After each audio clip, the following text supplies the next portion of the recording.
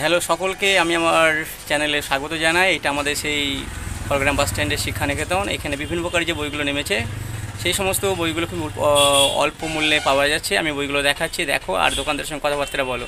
যদি কোনো বইয়ের অর্ডার থাকে আমি নিচে নাম্বার দিয়ে দেবো, সেই নাম্বারে যোগাযোগ করে বইও কিনতে পারো। খুব অল্প মূল্যে বিভিন্ন প্রকার বই, যে নতুন একাদশ শ্রেণীর যে বইগুলো বেরিয়েছে সেই বইগুলো পাওয়া যাচ্ছে, এমনকি 11-12 সমস্ত বইগুলো পাওয়া যাচ্ছে। চলো তাহলে বইগুলো দেখাই।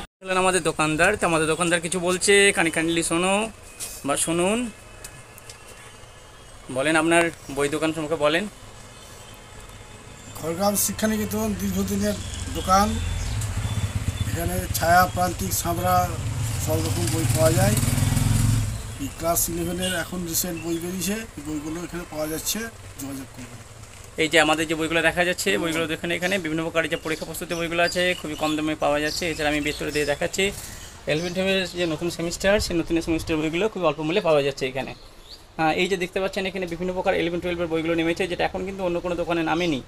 এই দোকানে কিন্তু প্রথম আমাদের নেমেছে।